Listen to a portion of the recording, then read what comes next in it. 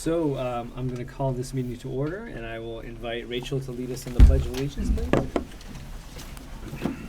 I pledge allegiance to the flag of the United States of America and to the republic for which it stands, one nation, under God, indivisible, with liberty and justice for all.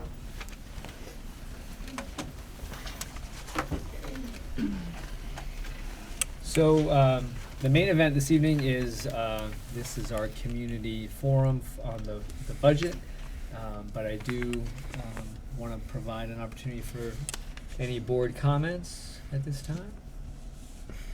Dan, even though you said you weren't able to Even though I said I'm speak. not going to speak much and I won't feel under the weather, but I know several of us in this room attended the choir concert down at Founders, which was quite amazing, and just hats off to particularly the music teachers who put that all together. It was pretty amazing. Awesome. Anything else? Any comments from the public on items not on the agenda tonight? Okay. Great. So I'll ask for a motion to approve the minutes from our January 13th meeting. Motion to approve the minutes, January 13th as presented. Is there a second? I'll second. Yeah. Okay. Any edits? Corrections? All those in favor? Aye. Opposed? Minutes carried. Great. So tonight, as I said, the main agenda item for us is to bring the community up to speed on where we are with our budget development process. For those of you that don't know, I'm Brendan Kinney, the chair of the Essex Town School Board, joined by Kim Gleason, vice chair, and members Rachel Preston, David Clough, and Dan House. And we are also going to be assisted tonight by Superintendent Mark Andrews, and probably a little bit of help from Roger George, our financial director of finance. So we are going to see. Okay. You can pretend and I'll make it happen. I'll do this. So next slide, please. There we go. Turn it off. On. That's good. That's good. So just to give a quick, the goal of tonight's meeting is to really give everyone an idea of where things stand with this process, because it really is a process. The budget development process takes many months, many conversations, lots of number crunching, lots of discussion about priorities, lots of decisions that are made over the course of this process on what we can afford and what we can afford not to do. There's lots of discussion about that. So to give you an idea of where we've been and where we are tonight, we started the conversation in November with a rollover of our FY14 budget. In other words, if we took everything that's sort of on the books and rolled it over with things like negotiated salary increases and other fixed costs that we have some certainty around, that brought us to a number and started the discussion over what might the FY15 budget look like. In December, we spent time talking about our ends policy, which is really our outcomes that we hope that all of this work in the schools will lead to. And the ends were designed a few years ago through conversations with the community about what do you want from your schools. So we wanted to make, as a board, one of our goals was to try to make that line a little darker between budget decisions and how that affects or positively or negatively, our hopes and dreams around the ends policy. We also took a look at some of the major cost drivers in the budget. Obviously, this is a human resources heavy enterprise. It's all about the people. So we took a look at things like salary and benefits, special education costs, technology, and other things. And we spent time as a board looking more closely at those specific costs as it relates to the budget proposal for next year. We also in December took a first look at the first draft of the complete budget proposal. In other words, all of our revenue, all of our expenses, and how were things shaking out. We provided some feedback as a board to the administration at that point about some additional changes we wanted to see, which led to the second draft budget, which we talked about last week. So tonight we're going to sort of give you an update on where we are as a board in this process, but we also want to engage you in a conversation about what you see here. I encourage you to ask questions during the presentation, or you can wait until the end, because the whole hope of this quick slideshow will be to ground us all, to provide some orientation that can then lead to a discussion. So that's what that's what this process is about this evening, is to have that conversation. So there'll be a lot of slides, a lot of numbers, and I may quickly go through some of them, but if you want to go back at any time, just raise your hand or throw something at me, and we'll go back and focus on that slide. So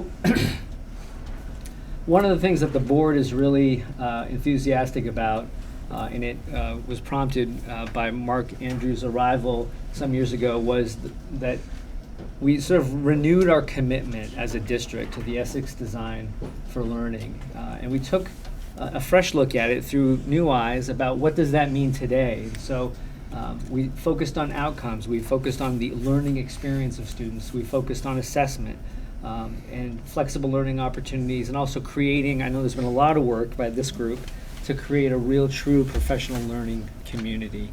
So I think it was really exciting for us to revisit a document that's, I think, close to 30 years old, but still has a lot of relevance today to the work today and also the work tomorrow. So it was great to use that as a jumping off point. Next slide. One of the other things that we're really enthusiastic about as well is the fact that the district is now led with a strategic plan.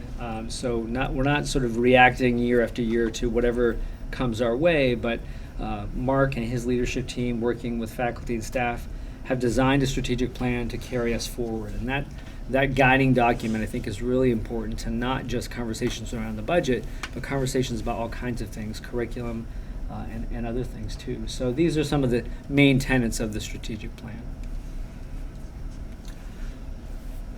There's a lot of conversation about priority when it comes to budgets. And so we wanted to know, based on research, what were some of the best ways to invest the community's money in our school district. And so we took a look. This was a slide, some information that Mark presented to us as a board about where the impact is in terms of our focus as a learning community.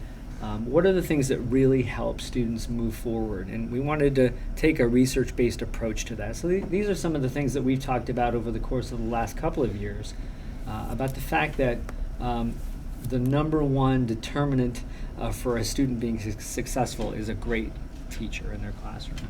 So doubling down on professional development, focusing on the teacher-student relationship and more. These are the kinds of things that have been shown through research to really make a difference for kids. And I know it's been highly influential. This research has been highly influential in things like the strategic plan and also conversations in the professional learning communities, or PLCs.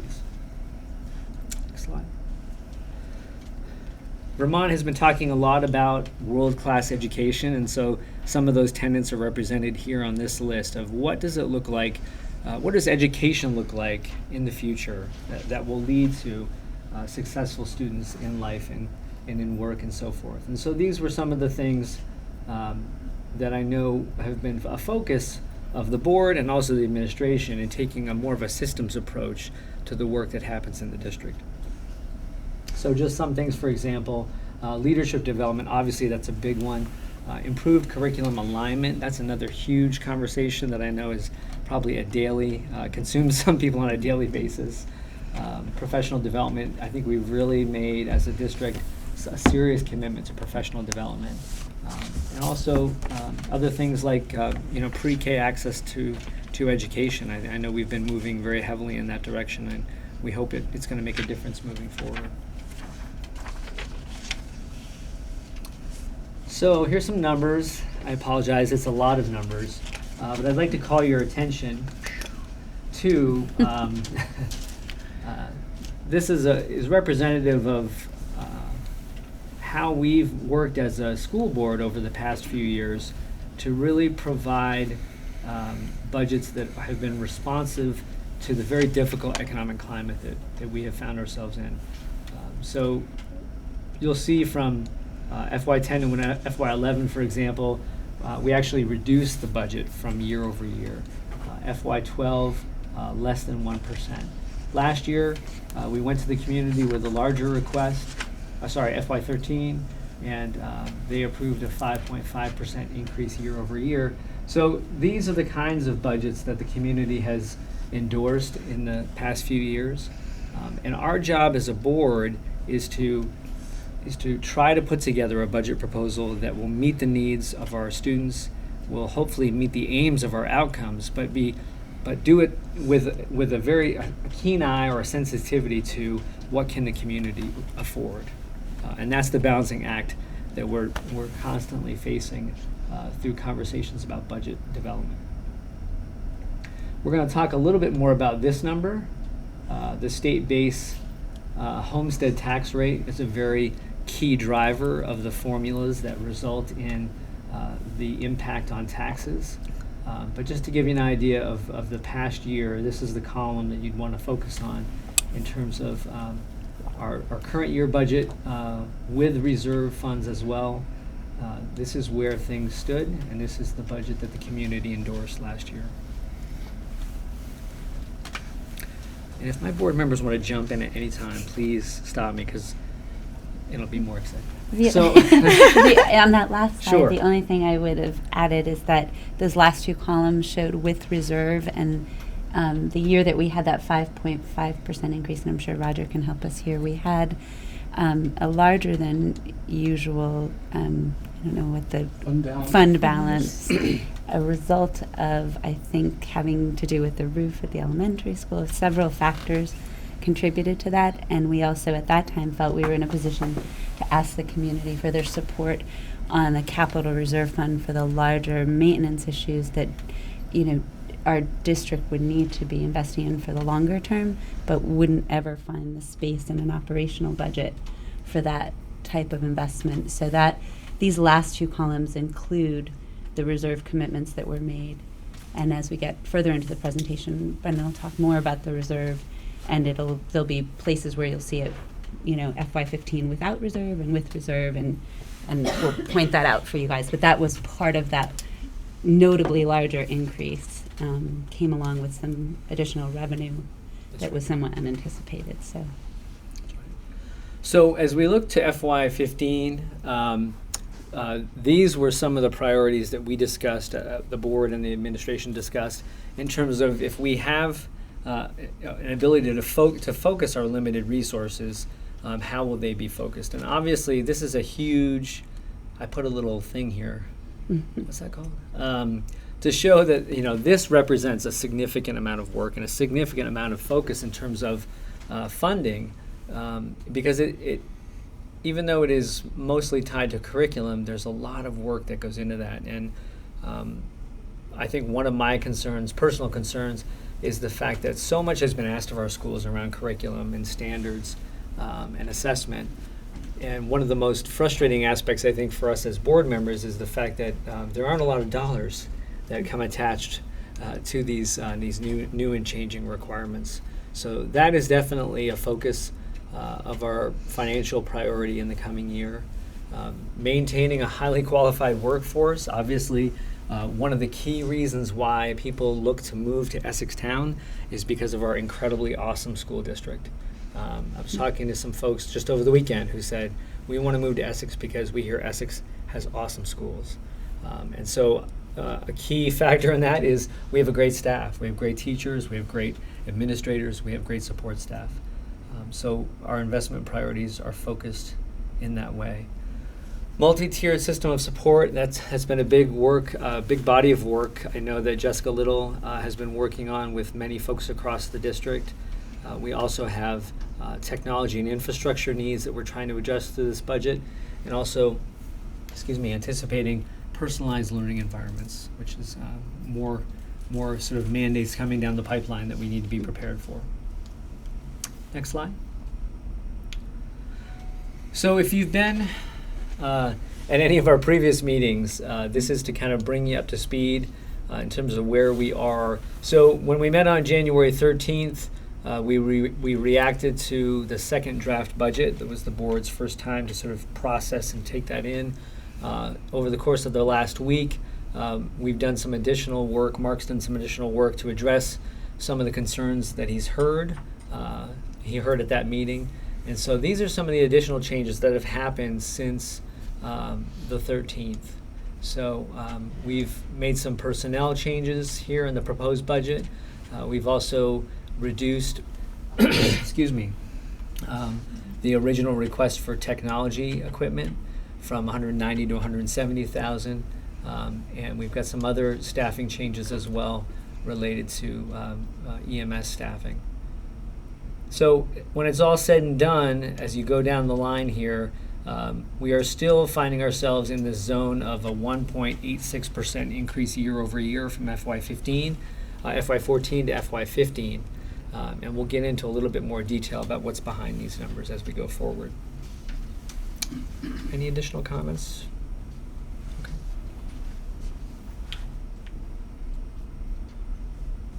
So as I mentioned before, we have areas of focus in terms of how we want to spend our resources, but then we also have cost drivers, things that have a significant impact on the overall budget that we just want to call everyone's attention to. Yes. May I interrupt for a minute? Yeah, of course. That slide was supposed to have been deleted and wasn't. If Mark would go on to the next slide. Oh, this is That not. was the first, or the rollover budget. Oh, I'm cost sorry. drivers. Well, there we go. So the categories are the same. The numbers have changed a little bit since the first draft budget. That's what we deal with when we talk about multiple drafts of a budget. But here are the latest numbers as it relates to some of these cost drivers. The categories remain the same. Some of the details around these numbers have changed over the course of the budget development process.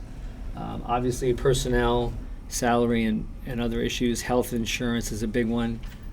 So these are the areas that really are in the driver's seat when it comes to the budget.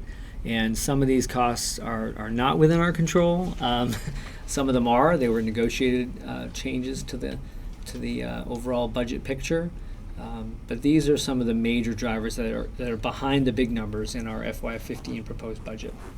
Question. Yes. When I look at technology, equipment, and services, is that 71,000 over the current year? I'm not sure. Is that in addition to what's been budgeted, or is that? That was changes from the current draft to last year's budget. Yes. But does that represent the total technology budget? No. No. That represents the increase. Right. Roger, does that replace the $98,000 number that we saw last That's Monday? included in that. It's part of that. It replaces it. So that 98 has not been reduced to 71. That 71 is a part of the 98. There's another 27, is that what you're saying? Nope. that's It not was what I'm saying. reduced to 71, right? Well, if you could clarify What, that. I think for on me. an earlier slide it showed for equipment from 190 to 170. So. Yeah, if we go back, So this is an increase in the overall budget. Even if we go back to the last slide, I bet it shows the 90-something that you're talking about, Karen, right? And now it's Last week, there 71. was a Yeah. $98,000 Nope. increase. One more forward, Mark. Nope. Forward. Even when he's not using the clicker. There we go, right there. That was So- the original. no, this was the old slide. Right. That's and- the old slide. Right, but that's what. So that's what Karen's asking. In So our the- rollover budget, we had 20,000 more for technology equipment and services than we do tonight. Right. So So we've that's reduced it. exactly what Karen was This asking. is 20,000. And the total technology budget, that's the 170 we saw. Yes. before. Okay. Good. Next slide. So here's where we are. Here's how the numbers have kind of shaken out. So we start by looking at our current year budget. This was the initial rollover when we first looked at the budget numbers in November. The first draft was in the 21.1 range. The second draft that we are looking at tonight, which is an adjusted second, it's like 2.5. We're still looking at a year-over-year increase of 1.86%. I think you'll remember the FY14 budget represented a 2.1 year-over-year increase from the FY13 budget. So a smaller year-over-year increase compared to the budget that was presented last year. Next slide. So I'm not gonna walk you through this, but this is just to give you an idea of some of the changes that have occurred to the budget to get us to the numbers tonight. We have some represented in this slide, some staffing changes that we discussed at the last meeting. We also have the technology number here, printing. So lots and lots of things bringing us to this overall reduction of $342,000. Anything that anyone wants to call specific attention to in this particular slide? It's just a lot of information. The Yeah. last line, not the dark gray at the bottom, but the total reduction compared to rollover. Actually, isn't that total reduction compared to first draft, not compared to rollover? So we didn't actually reduce from the rollover, we increased. No, we reduced from the rollover, right? I think that's a little complicated. 21 million something. If we go back to that previous slide, Mark. So the rollover budget, this is where we started. Oh, thank you, okay, Okay. thanks. Is it possible just to probably ask Mark to explain sort of what's assumed in the rollover budget to understand how we are sort of cutting from that and increasing or decreasing in various categories? Known costs Yeah. that are being carried forward into the following year, known costs that we're aware of at the time.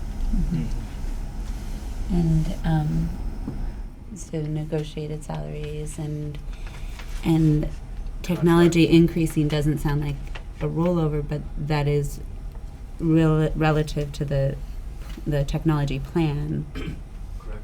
and that's how that number is Correct. rolled over based on the 5-year tech plan or something. It is, plus there's infrastructure need for this next year because some of our server arrays run out of warranty, so that was a new item. Okay. That was And part of the rollover. That was part of the Part of rollover. a rollover. Known Yep. cost and a known. No, Transportation and that would fall contract into the known went up cost. by, Okay. 4%. 4% or so. Yeah. Just, I thought that'd be helpful for people who haven't been listening to that term for years. So if we get back on track, I think we're. Is that where we were? Yep.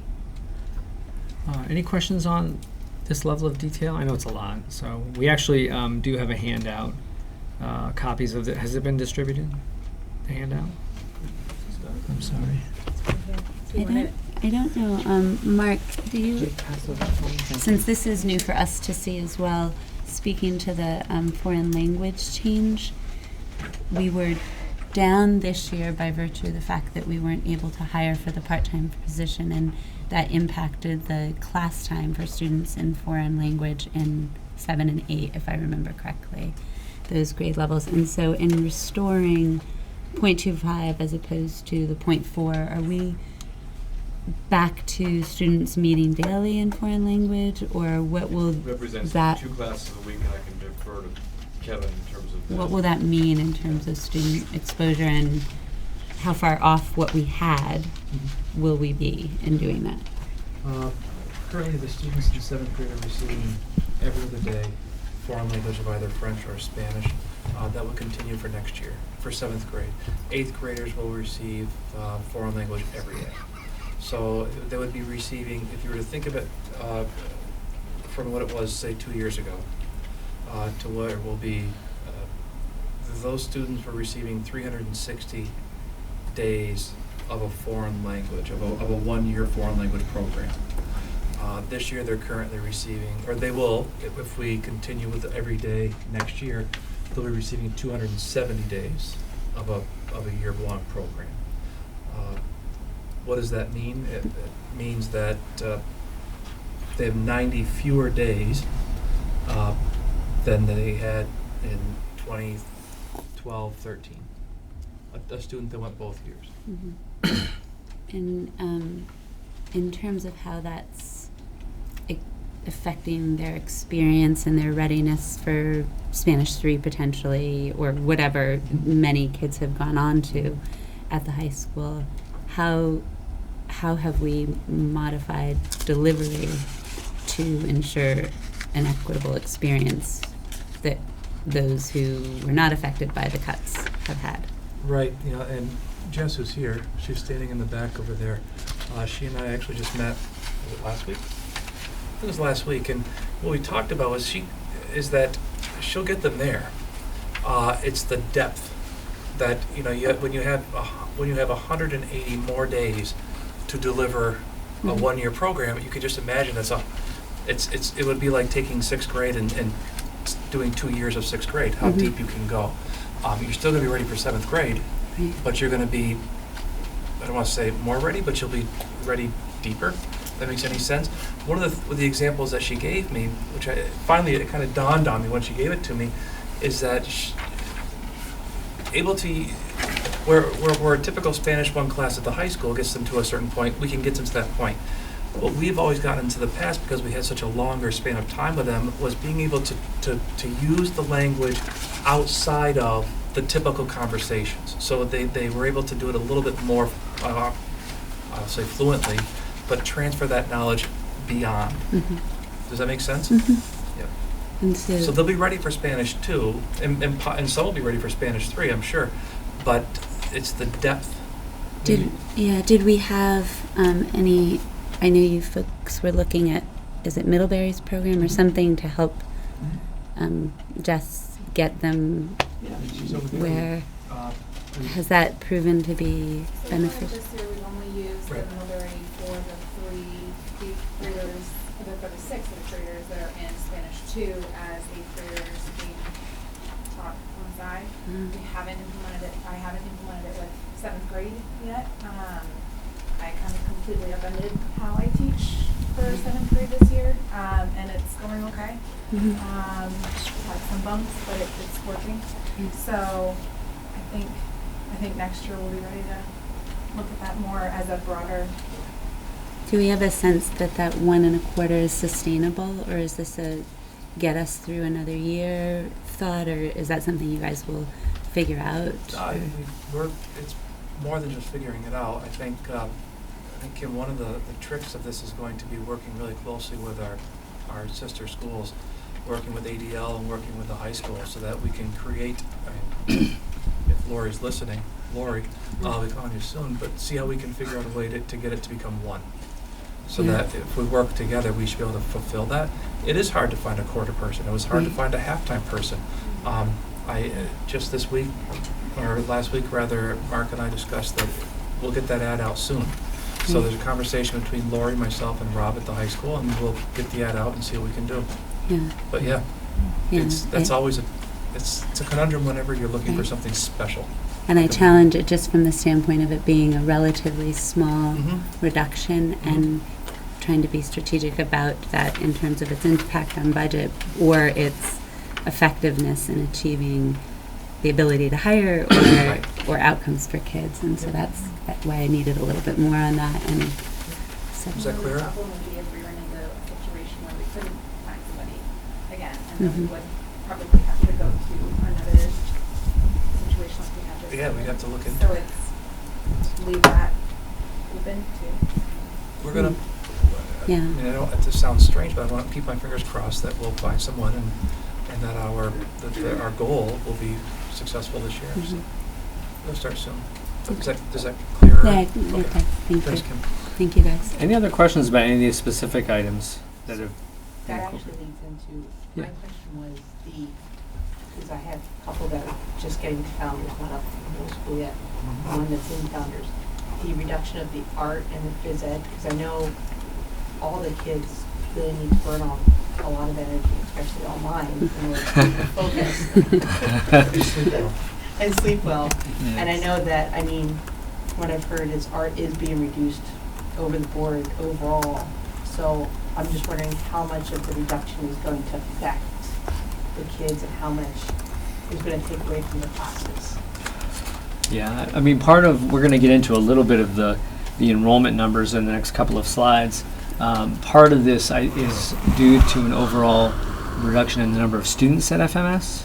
So this is one of the cascading effects of that drop of enrollment for that 1 year. I don't know if you want to go into a little bit of that detail, Mark, around staffing at FMS.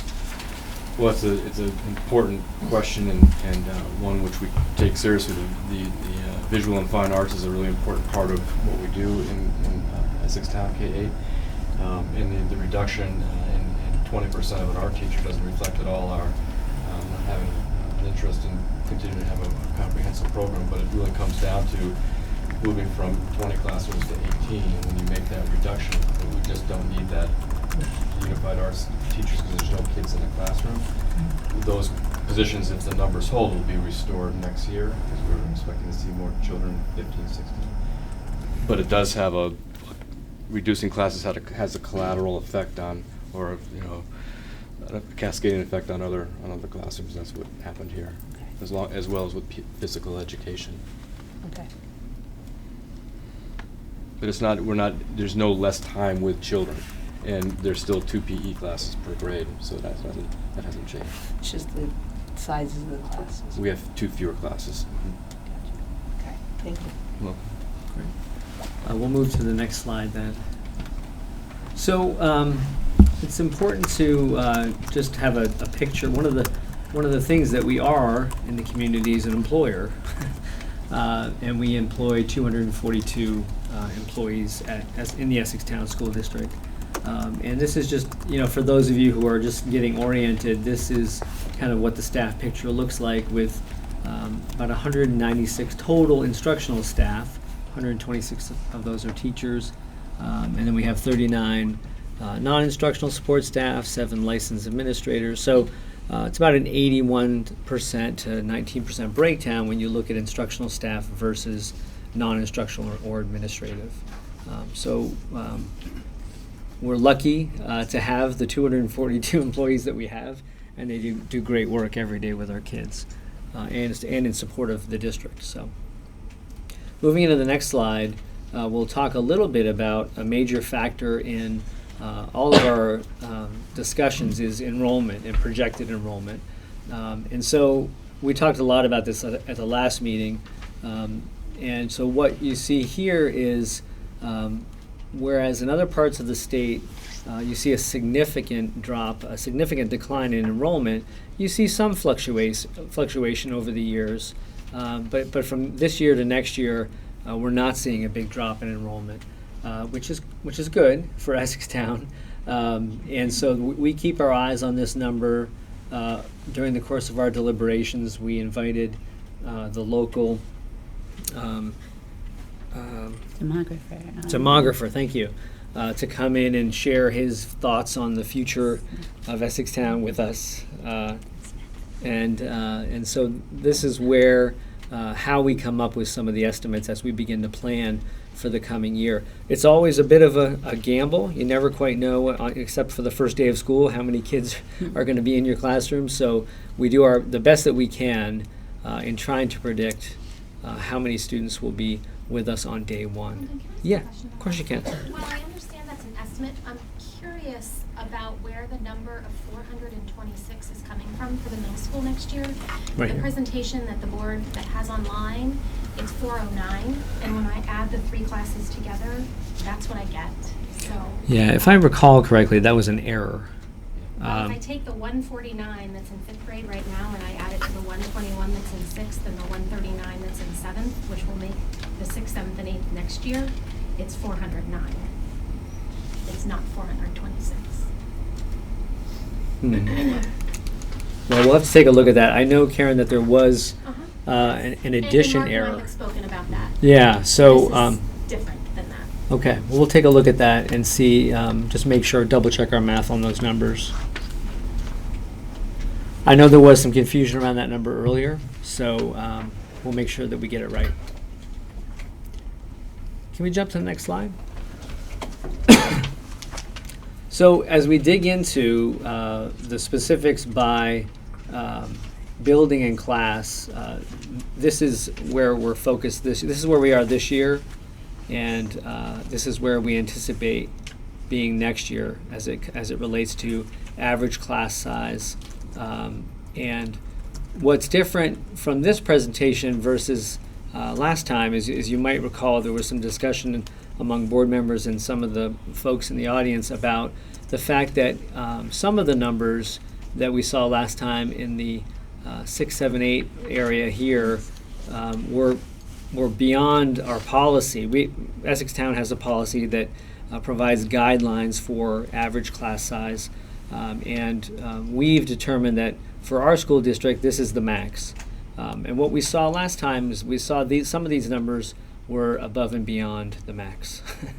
And so working over the past week, we were able to come to, I think, a much better situation here where we're actually seeing much better numbers as it relates to the optimal average for those average class sizes in the 6th, 7th, and 8th grades, specifically I think in the 7th grade.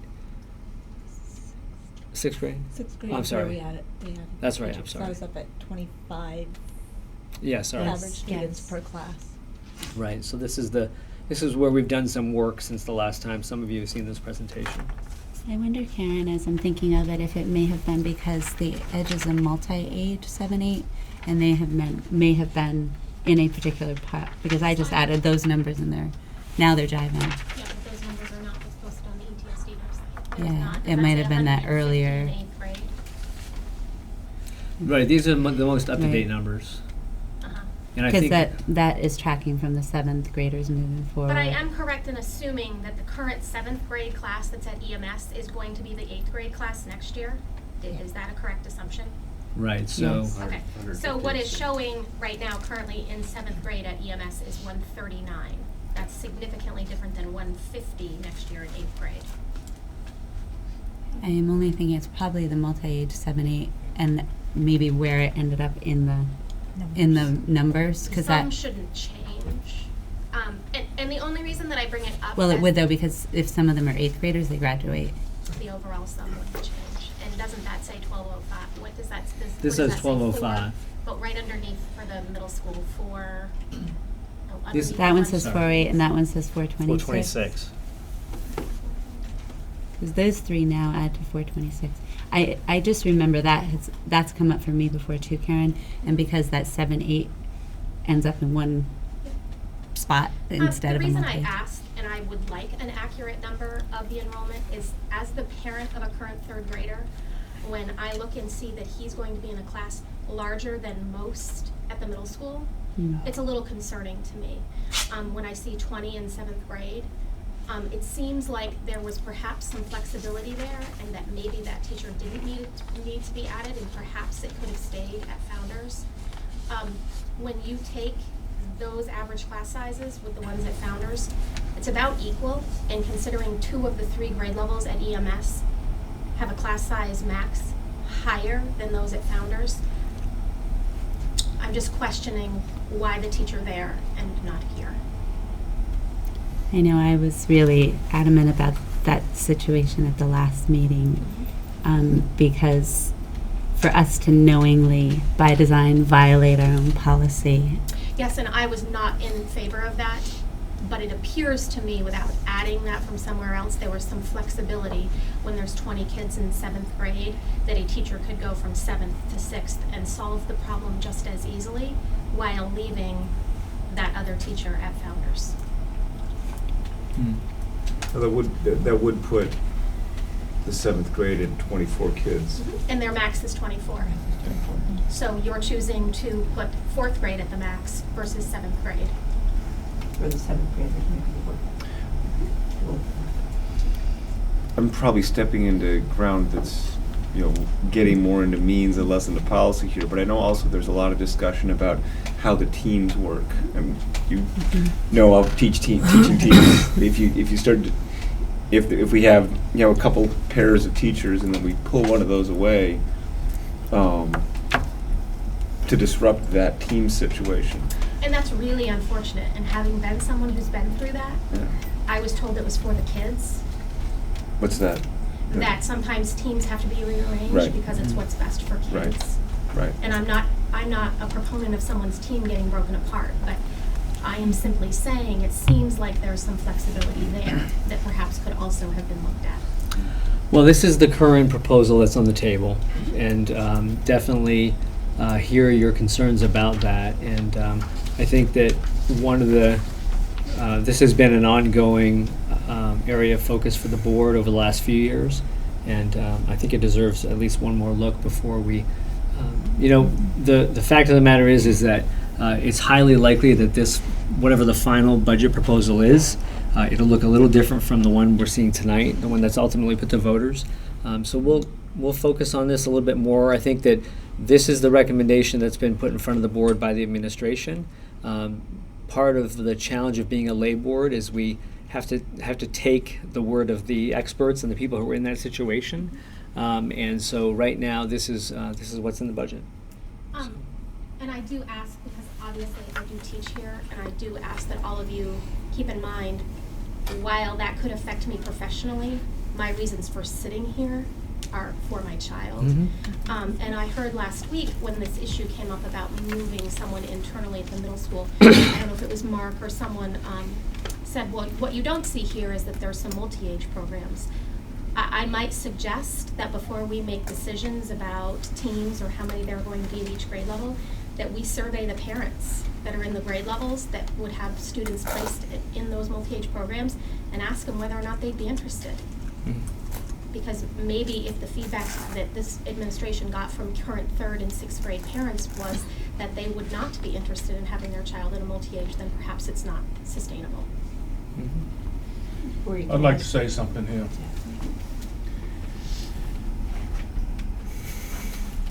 As a board member, the only gray-haired one on the board, That's not true.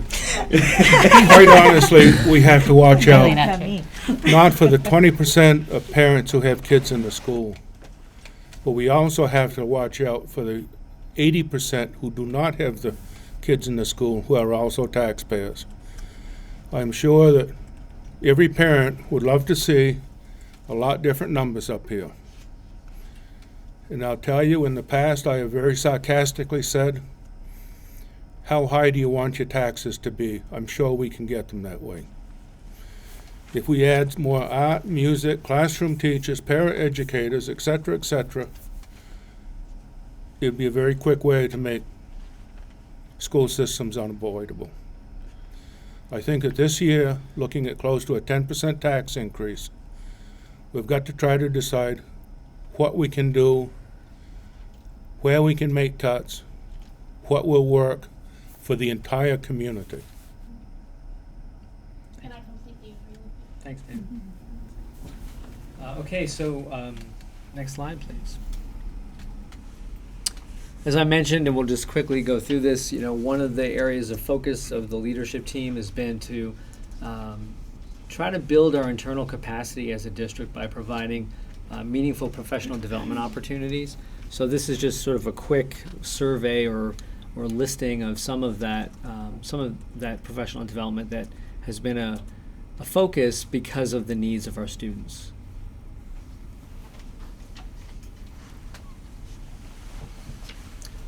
As I mentioned before, one of the things that the board did was took a look at some of the most significant cost drivers in the budget, or the things that impact the budget the most. I think that if you've been involved in conversations about the budget, we know that special education costs are challenging, and in the proposed budget for FY15, special education costs represent 23% of the proposed budget. That being said, if we go to the next slide, we also know that the majority of those costs are not borne locally, but come through other federal and state program grants. But that does have a significant impact on our learning environment, and it is a challenge on an annual basis to manage the costs associated with special education. But we are committed to those students. Next slide, please. This gets into a little bit of the detail behind the technology budget. It is slightly reduced from the last iteration of the budget, but these are some of the detail behind our commitment to providing tools and technology that will not only help teachers, but will help students in today's modern learning environment. The tools that students require today are much different than the tools that we all required as students, and so this is just a quick snapshot of some of the work that happens around technology. from laptops to notebooks to desktop computers. It's quite a lot to manage, and it does represent a significant cost to the district. There's no doubt about it. Brendan, a quick clarification on Yeah. those numbers. Those numbers are that's not what we're buying for next year. That's what exists. This is an inventory. Ooh, that would have been really expensive. Next slide. Excuse me, providing a little snapshot here also about operations and maintenance budget, primarily for the purpose of a few slides from now, or maybe it's the next slide, talking about the capital reserve fund.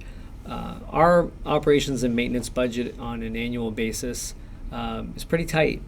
And I think that one of the things that we've wrestled with as a board is we do have significant needs related to capital improvements, and they are not those kinds of funds are not available in this operating budget that we are putting forward as part of the FY15 budget. We are increasing some allocations for some school repairs and other projects, but for the most part, these are numbers that are very difficult to manage on a year-to-year basis.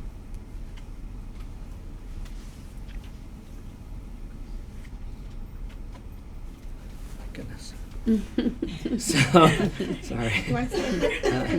So what we're trying to do here is here are these two columns are columns that you saw in a previous slide that talk about the FY13 budget with reserve, the FY14 budget with reserve. Here is our FY15 proposed budget without the reserve built into the overall cost, and here's what would happen if we added it. Into, so one of the things that this board continues to debate is what continued capital investment will we ask the community to make, and if we do so, will we warn it as a separate article in the budget? So that's more of the mechanics of it. If we end up asking the community for additional capital reserve funds and they're approved, this would be the total impact of the budget plus the reserve. Any questions about option A, option B? That's kind of where we are as a board at the moment. Any comments from board members?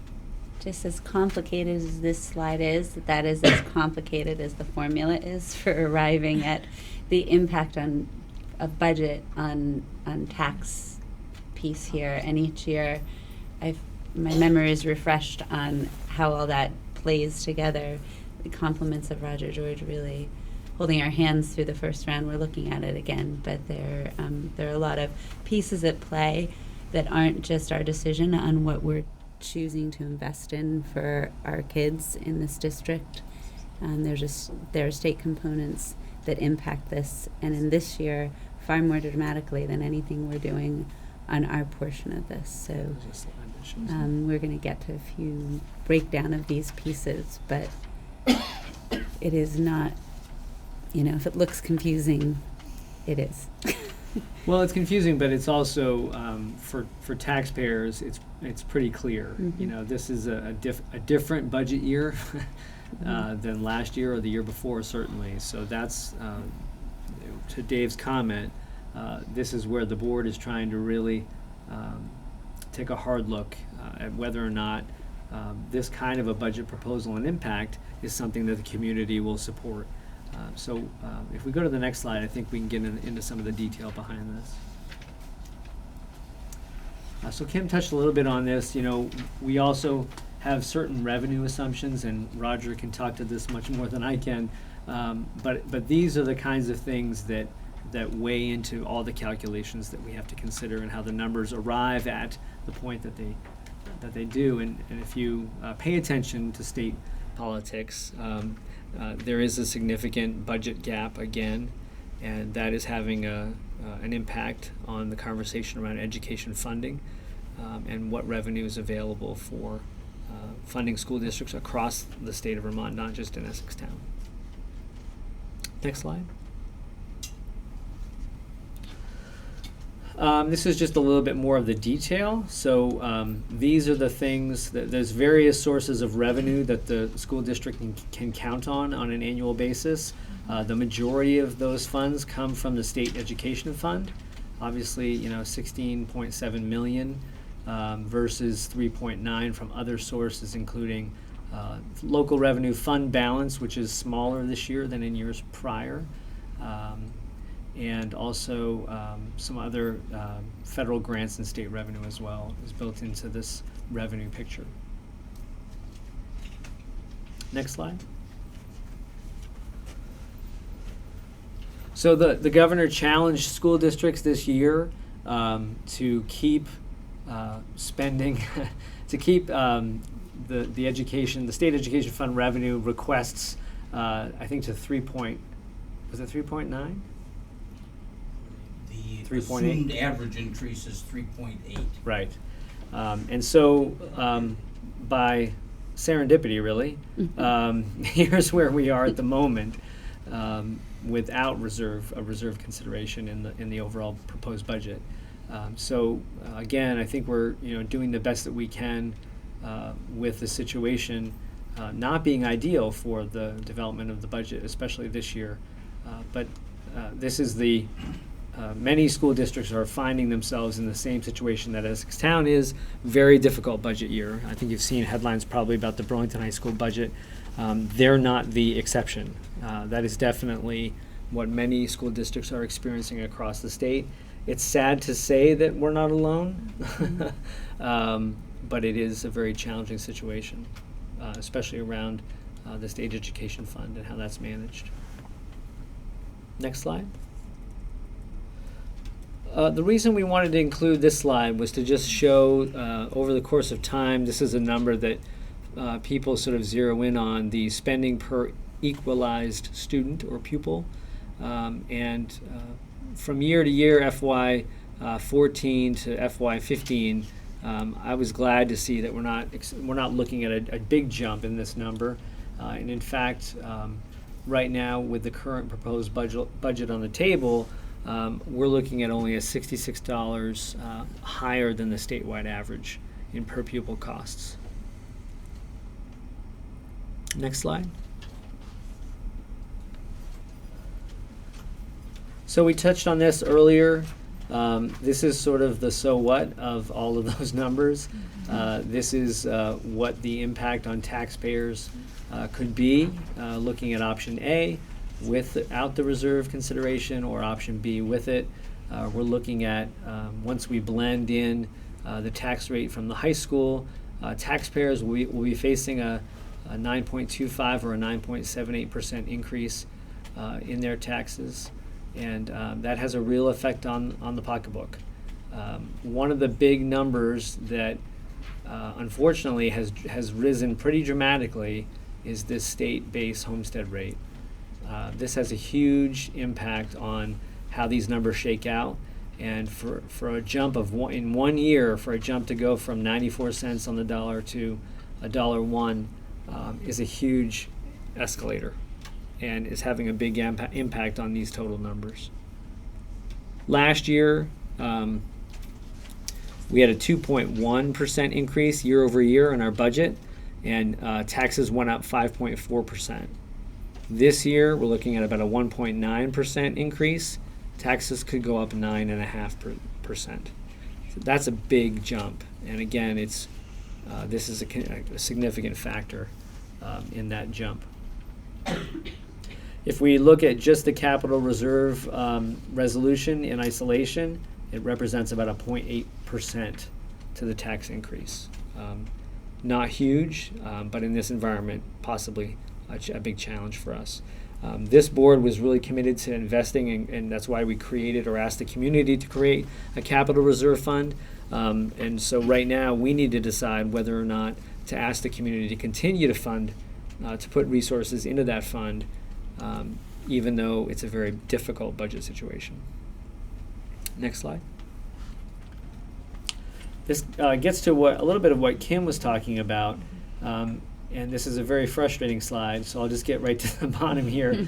At the end of the day, your local school board does not have a significant impact on this increase. We can be, and I think we have been prudent, if you look at our year-over-year budget increase. Unfortunately, we can't pat ourselves on the back for that effort because unfortunately this is what it results to, this big jump here, because of all these other factors that we don't have a direct control over. So that's frustrating to say the least, but hopefully something that taxpayers will take into consideration as they consider the budget proposal we'll put in front of them in April. Next slide. We're almost done. So again, this just goes back to what I was saying earlier. Should the board ask the community to continue their investment in the capital reserve fund? We'd love to hear your feedback on that tonight as stakeholders in this process. But it's a big question for us because if we move to the next slide, I think we have some detail. Well, I think that's okay if we go to the next slide. Oh, never mind. It's actually the next slide. It's the next one, but this one's good. So what this begins to illustrate, though, is how the Capital Reserve Fund has made a difference and has had an impact. And some of the expenses, some of the things that the Reserve Fund has been able to cover for the district are very, significant items that we would never be able to absorb in our annual budget. So these are important things that, like for example, school security. That was a big investment. Keeping our sidewalks safe, installing drainage. Some pretty run-of-the-mill stuff, but things that need to be taken care of, and that's why we continue to believe that the Capital Reserve Fund is an important resource. Next slide. There it is. This is to give you an idea of just some of the district's capital needs.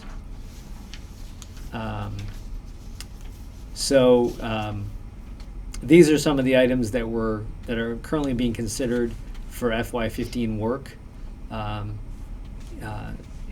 the Capital Reserve Fund would be called on to fund these things. But every year, the district needs to make choices about, with a limited bucket of money to make improvements to our physical plant and other things, what are we going to do this year? What can we afford?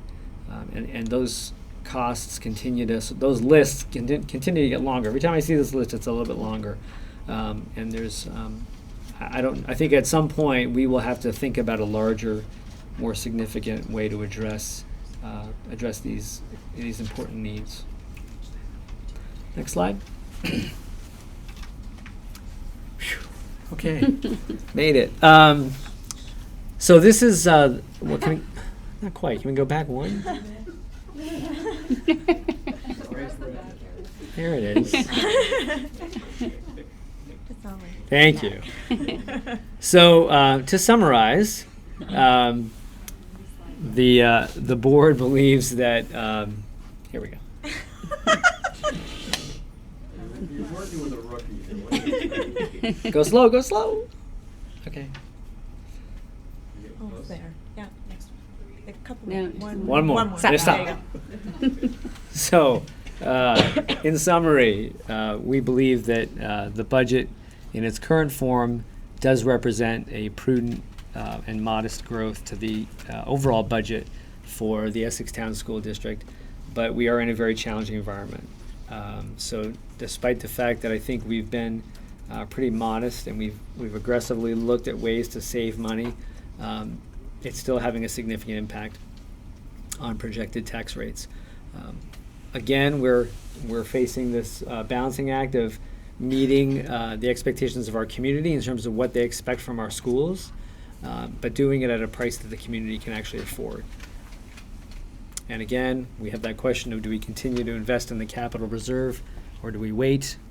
And the next steps will, I think, involve a draft 3 of the budget proposal as we consider other questions and other ways to try to make these numbers look somewhat more appealing. And then once we do that, though, we will begin communicating with the community at large to explain to them the situation we're in and what it is exactly we are proposing for FY15. The vote is in April, so we've got some time to do that, but not a ton of time. And so at this point in the presentation, I would love to hear any feedback or questions or comments.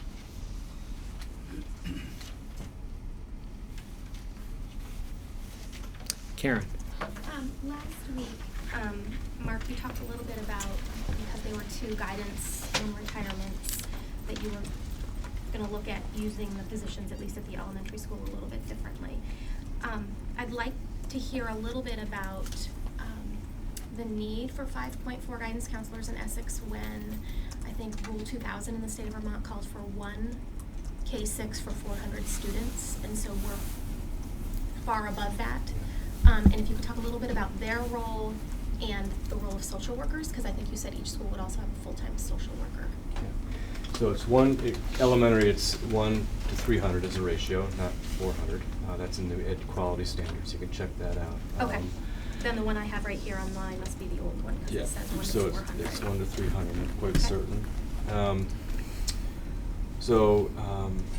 I can give you a general overview, Karen, of what we've been talking about, and the question might be better addressed by building principals. Peter's not here tonight, Peter Farrell. But I I'd be guess my glad- question, if I wasn't clear, I guess was more about why a higher need here versus what the state called Yeah. for. That's Well, the state, those are guidelines, and at some point in our history, social workers were added to the mix of guidance support. I'm not sure when social workers came in, but the reason for social work, which is these are individuals who hold an MSW, a Master's of Social Work, and I believe that their primary responsibilities are to support families with wraparound services for kids who are in much greater need than the typically developing kid. So social workers have caseloads of X number of families, I believe as low as 12 and maybe as high as the teens, that really are providing clinical support to families who otherwise would not be able to be served by our regular licensed, AOE licensed guidance counselor, because they're working and providing therapy outside of what we typically do. And those kids do attend our schools. And in many cases, it's easier for parents to access services when we have those services in our employ, because it's more challenging and disincentivized to try to find services outside of the school day. So it's a good model that works. The waiting list, I'm told, is there. We have many families who would benefit from that service in-house. The guidance counselors, we are a little bit more than what EQS, Education Quality Standards, call for. And again, those are guidelines that help us make decisions. Based on what I know that what guidance counselors do, my guess is that what's in their job description today is not what is in the job description at the education of the Agency of Education. Along with providing services to kids, as you know, they're also providing support to teams, to moms and dads. We feel that extra FTE above and beyond what EQS asks for is necessary. With that said, at the elementary school especially, Peter Farrell is leading a discussion around, now that we've had one senior guidance counselor submit her retirement intent. I think building principals need to be looking at, as they are, what those services look like and what are we trying to address in the 21st century, not unlike what other teachers are doing across the building. So there's a curriculum need that needs to be addressed, K-8, and our guidance counselors are working with Ellen's helping facilitate it on what are the standards that we want to hold our kids accountable to, and how can guidance counselors augment what's already happening in the classroom. And so that we need to take a close look at that.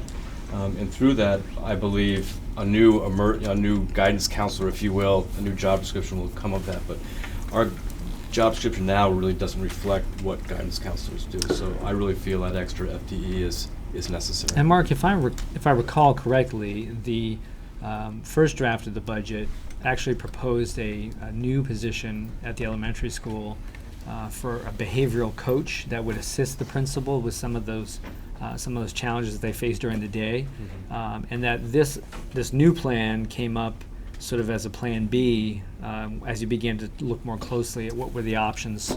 Instead of adding a new position in the terms of a behavioral coach, what other ways could we take a look at? Is there still a behavior interventionist at the elementary school? I believe so. All 3 schools have one. Yeah.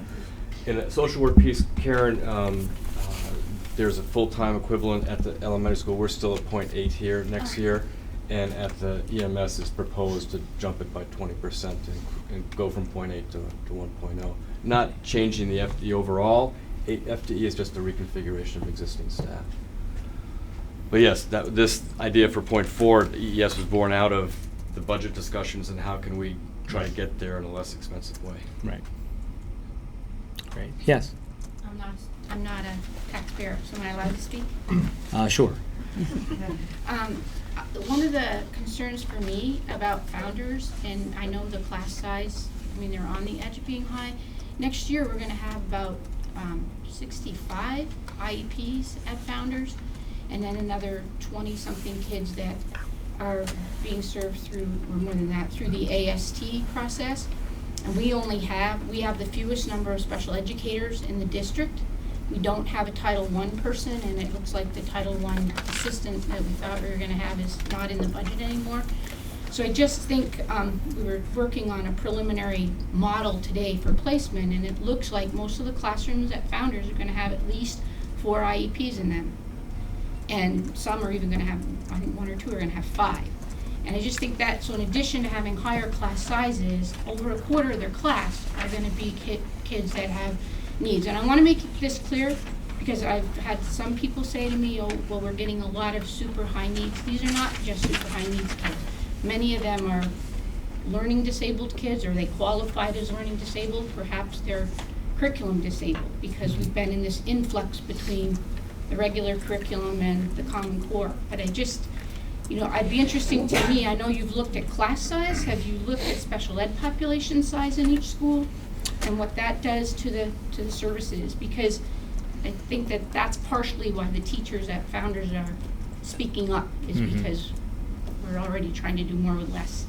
Right. I can't say that we've looked at that specific level of detail. At least that's not my recollection this year. So I can't speak to your specific concern. So I don't know if That's a quarter of a classroom. Mark wants to take a shot at that. Some kind of help. I don't think we want to necessarily talk about numbers, how many kids, but I do think it's a really important point that Kathy's making, that in addition to typically developing kids, we've got kids who need extra types of support. Hence, I didn't reduce special education in FY15 budget here at Founders. Even though it dropped 2 class sizes, I kept special ed as intact, recognizing that we don't have the type of comprehensive multi-tier system of support which you referenced tonight, non-special ed services, and I think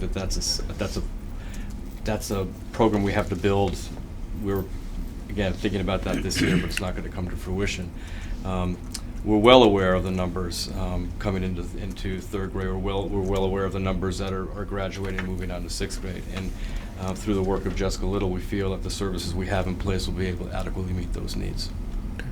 And again, kids grow, kids change. It's January of 2014, and things might look different in the fall. But we're well aware of the numbers, and if we need service, we add service, as I think I said last week. Great. Yeah. I have one last question. Sure. And I think, Dave, you asked a question about this last week when the UA cuts were brought up at Founders. You asked a question about the schedule and if there were going to be any ramifications for the schedule. One of the things that having a higher level of unified arts allows for is for teachers to have common planning time, which is really important. But what's even more important is that it allows for common instructional time so that teachers are able to share students and flexibly group them to meet their needs. And I would venture a guess that with that reduction in unified arts here at Founders, that it will be nearly impossible for teams to have common instructional time. And during the common work day. Yes, so as the parent of a 3rd grader who's going to a 4th grade class where that class is already going to have high numbers, in all likelihood, whoever his teacher is will not be able to flexibly group his or her students with their partners because they won't have common instructional time throughout the day. It just can't happen. And that just leads to more work after school. No, what it leads to is, I think about my situation right now as a teacher, we have 6 flexible fractions groups going on right now. I can't plan and carry out 6 fractions lessons in the span of a math block. So I think about my own child. His teacher can't do it and won't. And so then it leads me to think kids aren't going to be getting what they need because it's just impossible for teachers to do it. Yeah. So not only are there more kids, but probably their range of needs is wider, and now there's going to be less collaboration because the schedule doesn't allow for it. Well, it's certainly a level of detail that I don't think we're prepared to address. So I'll have to look to the experts in the room in terms of whether or not And that's something that they've. For an answer, it was just. Yeah, just an throw it observation, out there. right? No, and it's, if I may, it's a Sure. very legitimate question that both Kathy and Karen bring up. When you change the configuration, it has an impact on how you currently do business. Right. And I'm not gonna venture to guess here on the 20th of January what it's gonna look like on the 27th of August next fall. We've got some work to do, but the concerns they raise are legitimate. This is just a factoid that may be of interest. We're talking about, 1 FTE here, I think, in terms of where does that FTE go to affect class sizes. I asked Roger just to do a quick analysis. We're talking about a couple of grade levels here that are at max average, 22 kids projected at fourth grade. If we looked at trying to bring those numbers into optimal range, which is your guideline, we're looking at about a $300,000 increase in the budget, or 4 new FTE at about $75,000, $80,000 apiece.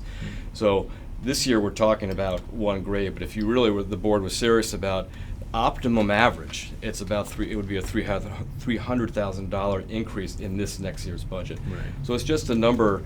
We've always been on that maximum average column, and what I'm concerned about, and it hasn't come up tonight, but it has in recent meetings, is when the bus pulls into town and we have 14 more kids. And I think Right. that was the concern we had about 6th grade with 25 students, that there was a potential of having to hire out of cycle, which isn't a great experience in August for the teacher or the faculty, and we're trying to avoid that, recognizing as we do that kids transition at that time in their lives. Right. But again, I want to just validate that the concerns the board's heard tonight from community members / teachers are very valid.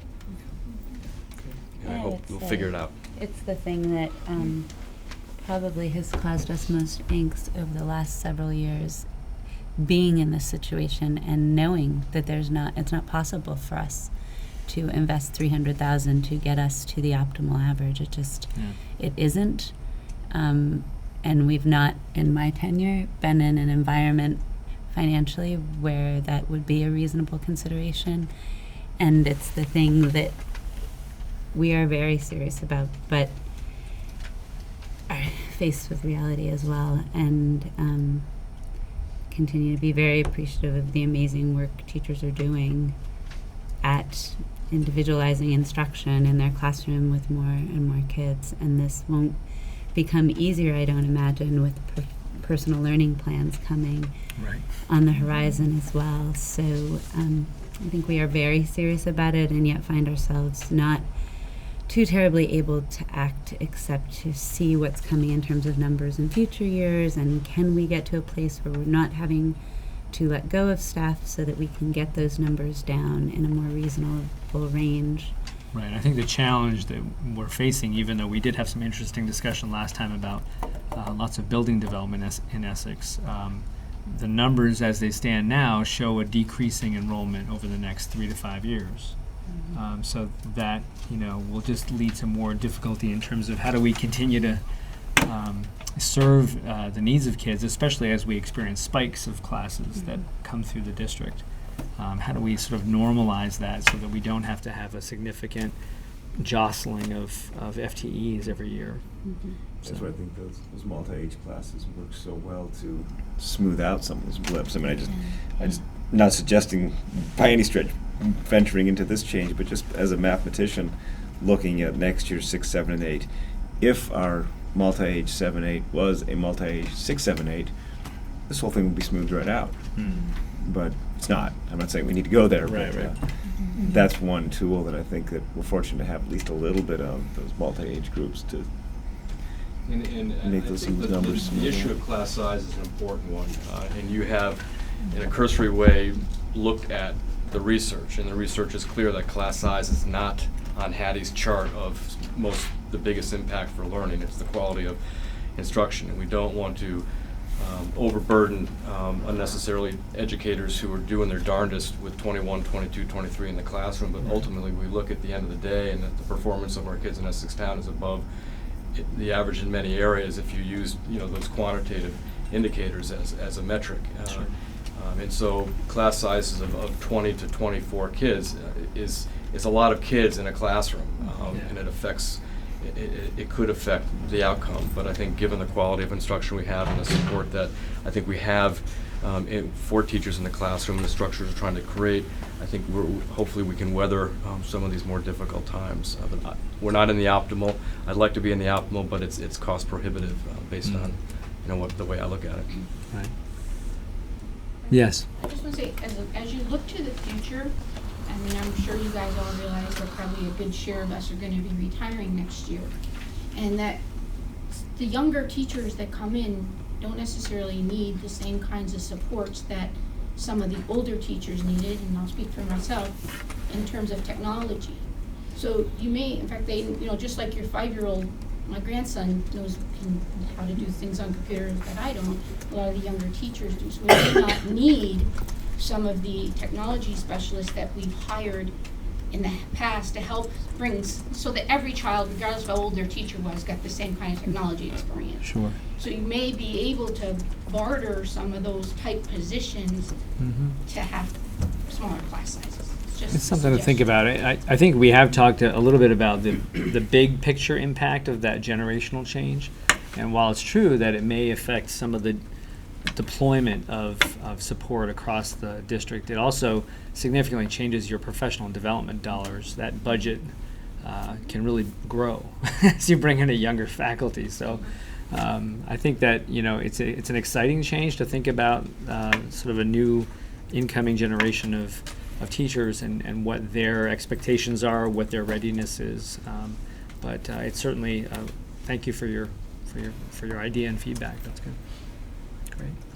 Anything else that folks would like to share tonight before we're not done, but we're getting close to done? And so your feedback at this point would be more than welcome. Any additional thoughts you have as we continue to make some tweaks to the final budget proposal that we'll put in front of voters in April. Any other sort of parting thoughts that you'd like to share with the board?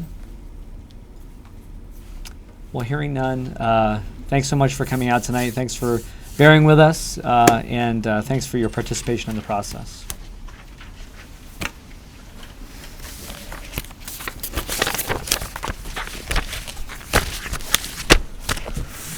Thank you, guys. I guess we have an official agenda we need to get back to. Question for you. Yeah. Do we know when if there are Keep her the additional cookie. teachers retiring? It's gotta get plugged in. Oh, interesting. I knew that Yeah. I'm sorry. When do we know, I know part of the budget is assumption for leave of absences. And I know that we're aware of 3 faculty retirements. Is there a certain date that we would know those? Because I'm just thinking, Thank you.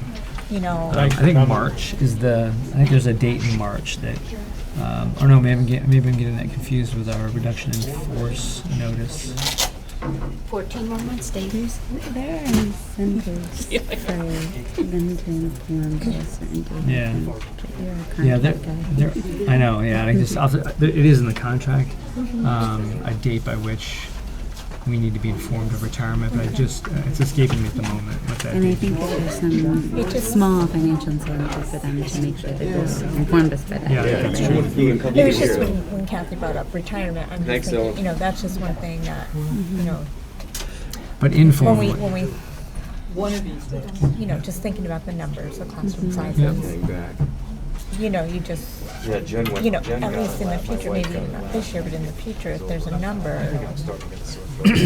whereas you can almost add a full FTE based on the reduction in cost. I mean, is there ever One of the point where that challenges, ratio well, one of the works? challenges with retirements is that the retirements don't always happen in a grade level or in a building that so it's that's one of the most challenging aspects of it. It's not being able to predict sometimes for a number of kids in a class, but also not knowing necessarily if a retirement happening in the 6th grade is not going to help you out in the 1st grade. Right. Right. then You know, so that is, but I think also we have a pretty good relationship with the union, so that if there is someone contemplating a retirement, we'll try to find out about it earlier in the Earlier, process. Just sort of, even if it's not a name. Nate, thank you. Thanks so much. We get an idea of numbers. It might be more of a, we have an idea that there might be a couple people, in this area considering retirement. It's a relatively small staff. Yeah. So. $10 in the box. You know, really when you- They just didn't have a base, and it's So- all. It's a fairly stable It's out in staff. the, it's out in the Right. woods. Yeah, it is. You know, It you is. just- It's too risky. So we just have one more item on the agenda that we need to address, David. Just more out of curiosity, kind of. Yeah, no, I think that's a good question. Down So I just want to stream. thank Mark, and I want to thank Roger, who left, and the leadership team for helping us get to this point tonight. I'll work on my presentation skills. But, You did a um, fine You job. did just fine. I think you gave a nice amount of background to balance Cool. out the Thank you. information. Thank you. Well, I think that what we know from past experience is that getting the word out is going to involve a lot more work by this group over the next few weeks, especially after we pass the official proposal for FY15 budget. I think we're going to have to work probably extra hard to communicate through the Essex Reporter and other avenues what the budget proposal looks like and why. So, Thank you. but thank you, Mark, for all your support. Welcome, well, thanks to Roger, he does his best work 30 minutes leading up to the board meeting. So And it's never a good thing when you see two voicemails from Roger George on your cell phone in the middle of the day. well, the challenge you had was you were gleaning some of the best slides, but the numbers keep changing. That's right. because That's right. And to even make a between last reasonable Monday and tonight, comparison, right. personnel changes were made and which were reflected in the. Right. So I appreciate your help and Roger Self certainly getting those to all line up. So I think that not knowing what the audience, part of the challenge I think presenting it is not knowing who the audience is going to be. I think I saw two members of the community that aren't teachers in the district or staff. So so we have a lot of work to do in terms of communicating. And one of the challenges, I think I may have mentioned it, is that the structures we create in the schools, whether it be the professional learning school structure or a 7-8 looping classroom, they're not flexible, and so when you have changes like this, it seems fairly benign. Numbers of kids. Right. It really has an effect, and so what you heard tonight again is, what is it going to look like in August, and it clearly is going to look different than it looks like tonight. Right. And so the decision that I made last Saturday or Friday, whenever it was, to move over to move that 7th grade teacher, was because the effect that moving an existing 7th or 8th grade teacher to 6th grade would have had on existing models. It would have affected, a lot of kids and families, and so. So you were trying to determine what has the least negative impact. Yeah, and so even though the numbers, you can't just look at the numbers, it's the story that goes along with it. Right. And that's what you're hearing tonight, that narrative. Numbers, they work. For some, 22 is too many in 4th grade, and I understand that. But it's the story behind, I think, is what has people thinking and talking, and that's our reality. And I really trust that Peter, Kevin, and Joyce will be able to facilitate and come to consensus on the best way to address that. Right. Yeah, but that's the conundrum. Well, I think it's important to acknowledge those concerns and Absolutely. validate those. Yeah. I think that was nice to hear, because I think that sometimes the hardest thing is to not feel like you're not being heard, and so I think that was good to at least acknowledge the concern as a real one. So let's talk about our next meeting, which happens, I believe, next Monday. Is that right? It's nice seeing you guys. Yes, that's right. This is the time of year where we spend so much quality time together. We do. No, you better than my wife. No, not quite that Next good. So, Don't put that in the paper. so Mark, just based on what you heard tonight, based on the conversations that have transpired over the last week, are you thinking that there are any additional changes to the proposal that you want to come forward with at this point, or are there changes or things that the board wants you to take a look at? I just want to get that out on the table as we get ready for next Monday night. Thanks for the question. I have no plan of bringing, unless you provide me direction to come in with a draft 3. What you saw tonight with the changes that I sent to you guys a few days ago is what I would stick with. Barring, some things that were just not seen Did or we foreseen. get as a full board the sort of where we are aside from the budget presentation that Brendan did? I know he and I have been working on it, so we got the most recent numbers. Did everybody get the most recent adjustments? Well, you had a slide up there that showed those. Yeah, I was just wondering since Oh. that's the first it's appearing in this presentation. And the boards, some of the board members, it was I their don't first know. time It seeing wasn't it. in the, it wasn't in the information for tonight, so That's right. a lot of the slides we saw tonight weren't in the packet Yeah. prior to the meeting. That's So right. the big I changes. know. Yeah, the big change was, I wonder if we still have that. Big changes You need one. included the I'll make the- halftime math coach position. I see that as professional Uh-huh. development. Yeah. Mhm. It's been in the budget for 3 years. We haven't found a math coach because no one's qualified, so we've been using external coaches. But we've Mhm. outgrown the external coach model. We've been unpacking the Common Core and figuring out the fundamental shifts that have happened because of the standards. We don't need that anymore. We've gone through that. Now we need boots to the ground instructional support for teachers who need to start shifting their focus in instruction. So rather than a full-time coach, the halftime coach will focus specifically. It'll be a K-5 position that focuses on some of our staff who need greater support. The other big shift was I think the figure was $88,000, which that we were planning on netting for that FTE. But looking at the people I've spoken to, teachers internally who's expressed an interest to go to 6th grade, and a person who would backfill that position in this building, there was a saving of $10,000 because I know who the people are. Right. The computer lab at Founders was going to be re-upped, retooled in anticipation because we're going into our last year of lease and warranty, and it's always good. Ellen's plan is to stay out in front of that. We also need to re-up because of SBAC in 2015.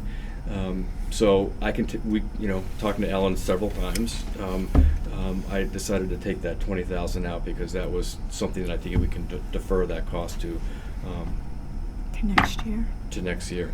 And the good questions. I've met with Kevin a couple of times. He's met with Betsy and with Jess Finlay around it was a 40%, and actually looking at the numbers of classes we need to teach as well as the prep time they should have based on their collective bargaining agreement.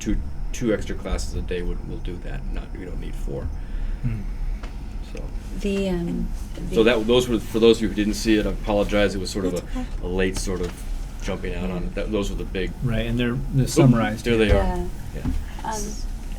I was just going to say, so one of the questions I have is, okay, so there's things like the PE position, the art position, even looking at language, so some of these we're doing a reduction this year, but are we looking at these are services we're going to have to reintroduce next year because of the numbers.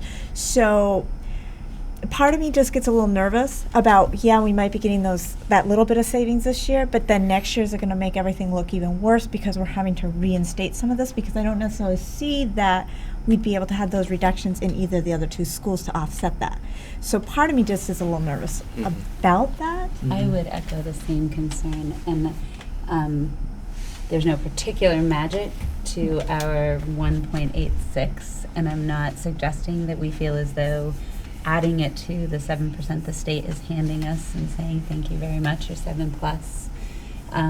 Tax increase, the part we really have control over is building a strategic, not single year look at a budget, but what's sustainable. And so I worry that these fractional reductions are not really hireable, and that they don't save us that much money, and maybe costing us in terms of the longer term picture, and equally as importantly, of course, the experience for kids.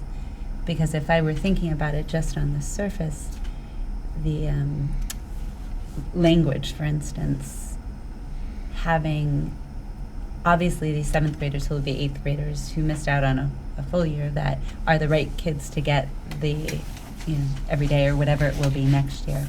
But probably in the stuff you hear about language learning, the earlier the better. So, in a different design, if we weren't going to get everybody that every day for 7th and 8th grade, you'd probably give it to them in 7th grade, and in 8th grade it'd be more like their high school experience, which is every other day anyway.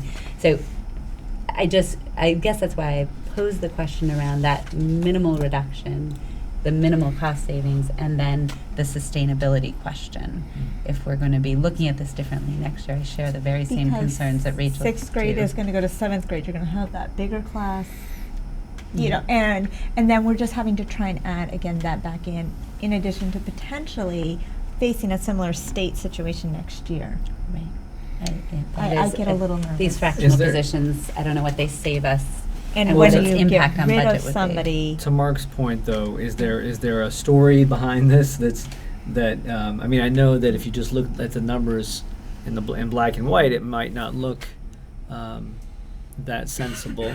But is there a story behind it that gives it more context? Not really. I mean, ultimately it's your decision to. I completely understand the concern. I'm less concerned about art because I know we're going to reinstore 20%.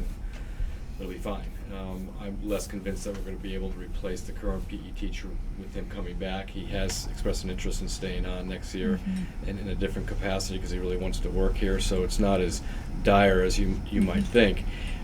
I've chosen to take those little pieces because all little pieces add up to something big, and that really I felt was my job as a superintendent, to give you the best look at what I can reduce without affecting ends. I don't think we keep UA teachers here so teachers have planning time in instructional blocks. I mean, that's a wonderful thing.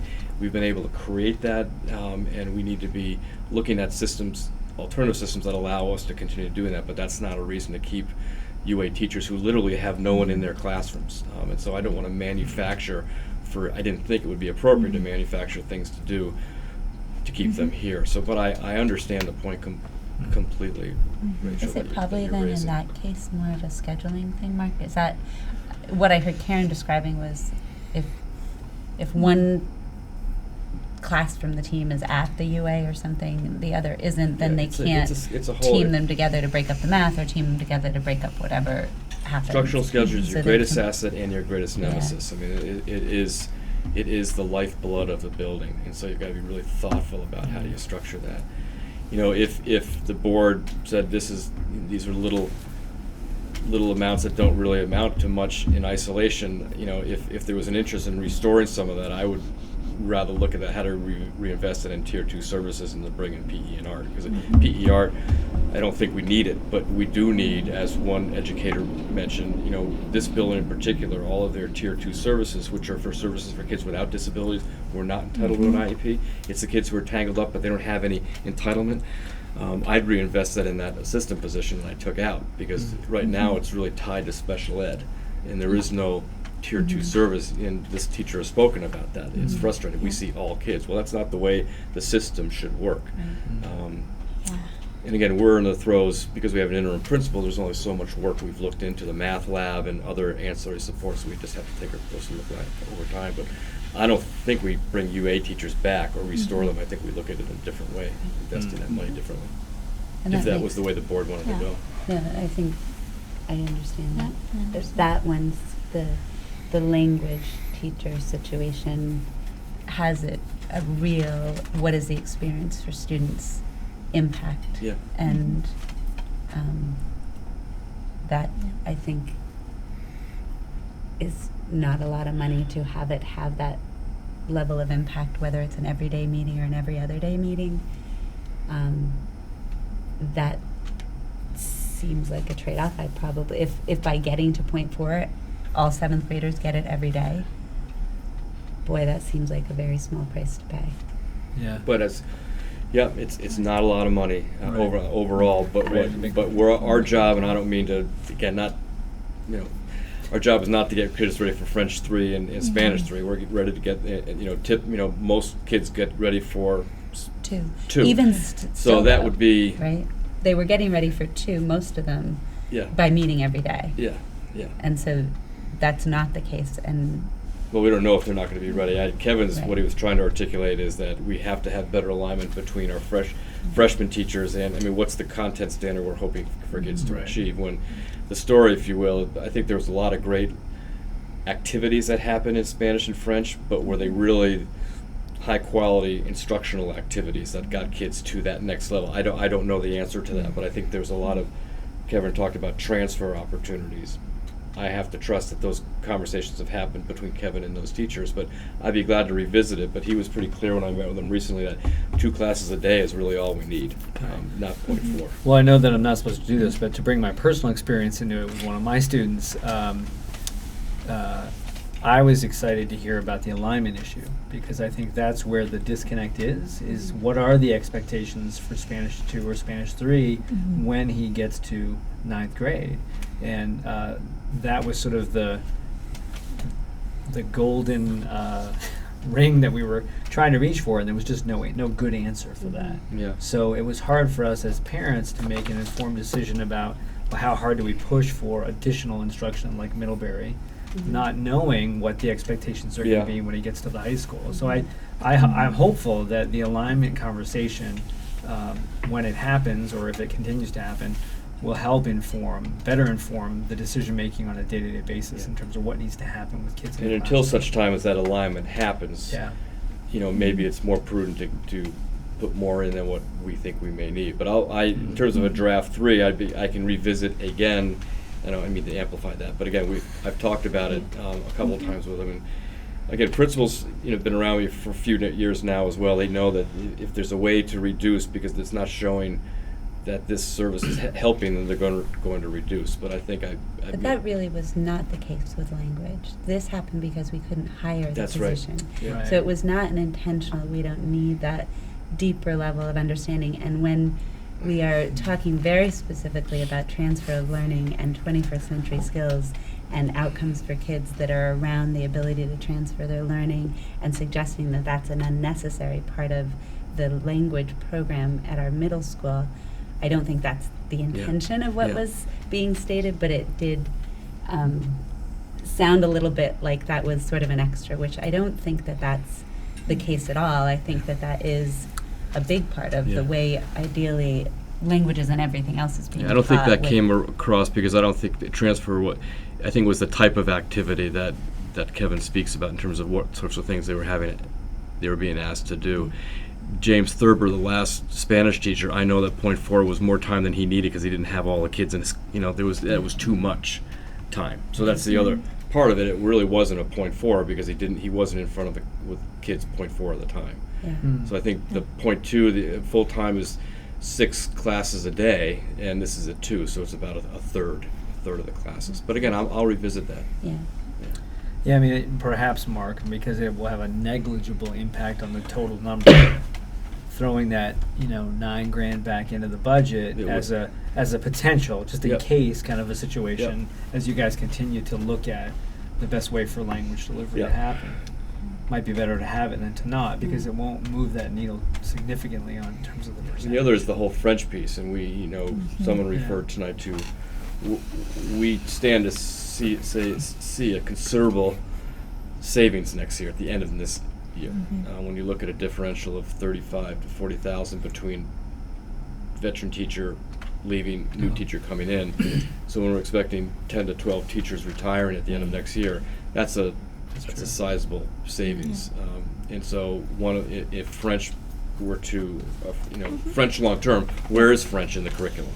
Right. Or is it Chinese? Right. Or is it Oh, that's interesting, German? because I do know And I that- think these are times where we're going into some interesting times, because Right. through attrition, other opportunities present themselves. Because if we're looking at what our kids need to be prepared, what are the languages that are going to be most It's beneficial? more world language is sort of Right. is the theme today, and it's in your ends policies. It's not necessarily content specific. so. And of course, we've heard of the high school offering many more language choices or different language choices, and so would we want to think hard about, if we have, this much to focus on in terms of foreign language, is it still French and Spanish? And I think about the visual arts. I mean, what didn't come up tonight, and it would, had my colleague who teaches art in this building arrived, is that the days where she has to teach 6 classes back to back are difficult.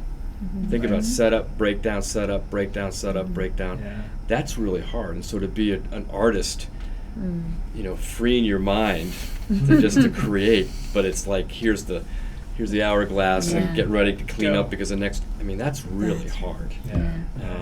And so what are we going to do about that? If we really believe the visual arts, which I've interpreted your eds policies as being the creative arts are important, then are we going to get at that ends by class after class after? I don't think so. No. Right. It's going to be more of a fluid, and how do you Yeah, integrate so it how do within you- the classroom? Can she come into the in different ways of looking at But it? we need UA teachers to take our kids so we can plan. You heard that tonight, right? That's what they do. So is it the arts, or is it about providing teachers opportunities to plan together? That all plays out here on a daily basis.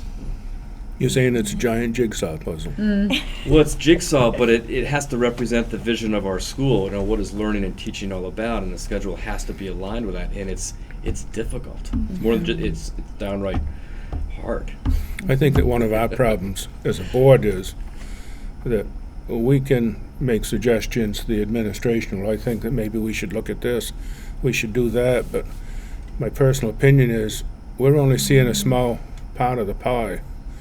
And it's up to the administration, who has the big picture, how do all these things fit together. Yeah, but your It might not feedback be and a questions fact- are very good. Gets me thinking. Well, No, I think that's a great point, David, and I think that. But you we know, don't know the day-to-day Yeah, there's always intricacies a that day-to-day fit together. No, I think you're absolutely right, and I think that sometimes it's a good idea for us to hold Take our a feet back to seat the to it. policy Yeah. fire versus the some of the details. And so I mean, I always appreciate Kim's questioning about, well, is that a budget decision that reflects what we're looking for in the ends policies? So I think that continuing to remind ourselves of making that connection, context. hopefully can spur some good feedback Yeah. for you, but also keep us at a level of where we should be operating as a board at that policy level. I mean, Rachel asked a good question of me. I think it was you asked me last Monday.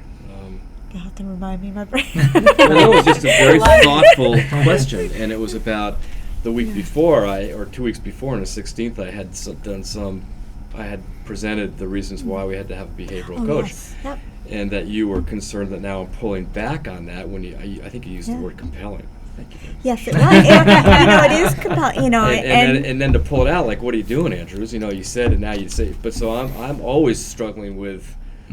yeah. Not struggling, but if not then I'm always thinking, like, what else could we do that's less impact on the budget, and I don't want to go too close to the bone either. I mean, Yeah. if we Right. need something, then we have to fight for it. Yeah. Well, and that I think is kind of what I was thinking about. Like, if it's that important, is it worth putting it out there and seeing if it is? And you and Peter are the ones to make that call. I can see as a parent what's going on, but I'm still not seeing everything behind the scenes. But I also appreciate the fact that because of timing, Mark and Peter had a chance to look at the situation differently in terms of how are we staffing up in guidance, and could guidance be And two envisioned retirements. differently? Yeah, so you're right. You weren't anticipating that. So I think that's I appreciate your ability to sort of say, oh geez, well, here's the new environment, or here's the new variable. And how can we think about the challenge differently? So Mhm.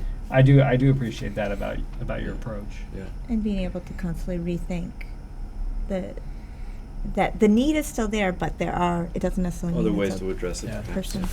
All right. Well, I know that everybody would love to just continue to have this great conversation, but thinking about next meeting, so it looks like we'll revisit the budget as an agenda item, but I was trying to remember, and I wasn't able to find it for tonight's meeting as our budget development calendar, and whether or not in a soon meeting we were looking to hopefully approve a budget proposal. You'd want to approve it. You have a definite meeting on the 10th of February, but there's a question mark next to the 25th because it's the first Monday of the school vacation. All right. Last year, I think the board's presentation to the community was on the 14th of February, 2013. That was here's the last shot at it, because I know we want to get it voted before, you want to approve it before the vacation is usually is our goal. Right. So if we don't approve on the 10th, then we'd have to push it up to the last. I think our goal should be to approve the budget on the 10th. Well, our next meeting is on the. Next Monday. And what's the Yeah. date? 27th. 27th. Then there's a week break because of February 4th is the. Yeah. So, and I know that we tabled an agenda item. I think we tabled 2.7. Mhm. You have one coming up And next week, I then- believe. And what was the one that we had scheduled? 4.4. Is that the one I'm doing? Oh, did you already volunteer? I don't know if I volunteered. Yeah. I did say that right. We pushed 3.3, and did we push 2.7? No, we No, did. we We did did 3.3. We did That was 3.3, Dan's. that's We right. pushed And we it. pushed 2.7 we pushed. So what was on the the? 27th, Here we go. and then 4.8. So 4.8 is the other one that's on for the Okay. 27th, and you've And agreed where to do do it? I find like the blank, or do I have to create those? Lorna has them. Lorna has them. Mhm. Okay. Yeah. You can also, sometimes you can find, on the shared Google Drive, you can find the last version Yeah. and use that just as a, use like that. save it under a Okay. new But I title. bet Rachel would not have been included to have shared. Yeah, she Because put we're it not in. like I a would have- shared for the board, we're shared by virtue of the fact of who was invited. I only have Mm. things from that point. Yes. Basically from Oh, I last see. April on. So that was Let me one of see the if I things can I kind find of who looked did into. it. I'm Well, like, maybe But if I could there's no access template anywhere. But if I could access 4.8, You I can could share share it it with you. Yes. Yep. And then I can just see. Why don't I do that? Because then, Go through your sometimes- archives and Sometimes just people share can everything on create it, the whole drive with Yeah, them. because but that's that's what, something. like, a lot of the documents weren't necessarily printed out and shared printed out I from know, last I year. don't- that's So a why lot of I'm it was not shared, so even exactly. like trying to find last year's, I can't necessarily Right. find I it. don't know who did last year's, but All right. Well, I'll find Dan did 2 4.8. years ago. I'll find 4.88 Okay. and share it with you, so you can use that as the. Template As for. a template for And it. then to see what was stated last Yeah. year. That's right. Yes. Yep. Um, So we'll revisit 2.7. We'll Mhm. tackle 4.4, 4.8. 4.8, That's okay. and we will. That's it. And so we're anticipating we're gonna You're see taking notes, man. draft We'll see 3 draft or three. whatever God, it wait. is Oh, shoot, on I the did read and do that one, 27th. don't I? Yeah. 4.8, Right. 2.7. I'm gonna bring back draft 3. 3 of the budget. I'm gonna look. Right now. I'm looking at foreign language, again more closely. Yep. Any other direction from the board for draft 3? You know, I kind of.